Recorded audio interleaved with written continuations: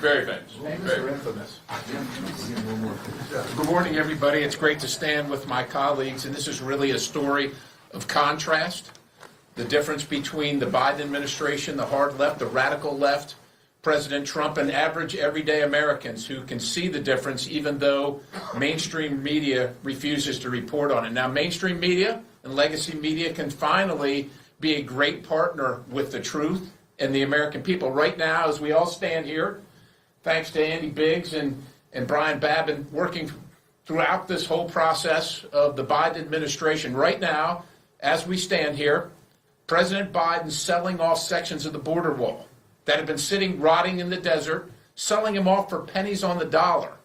The contrast is that President Trump wants to secure the border, and just like you lock your home, and just like there's a wall or a fence around the White House, part of the security of that is making sure the wrong people don't just walk in. But right now, President Biden is selling off that, making sure that the American taxpayer has to pay more to secure their own country.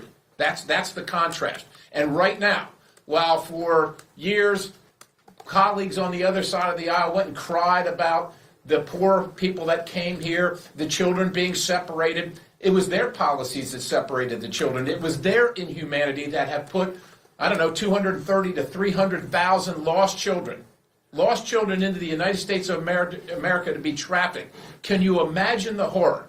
And they know it's been going on. They've known all along. When they send these children to post office boxes or warehouses or something like that, that no one in their family is there to greet them. They've known all along. That is the contrast between humanity and inhumanity.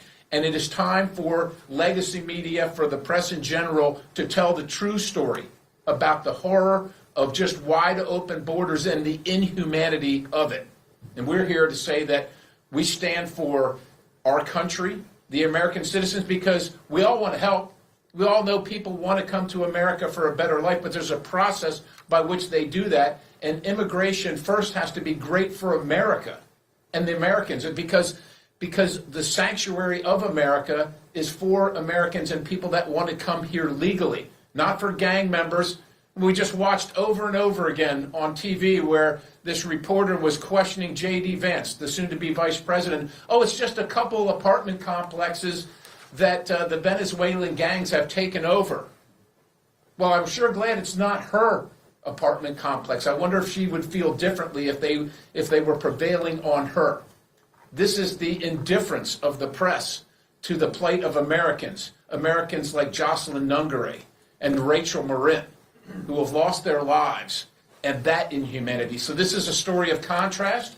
These folks behind me, led by the chairman, have been on this case all along, and we're very, very pleased to tell the American people that this humanity, this change is coming, and we're asking the press to actually start reporting the truth finally.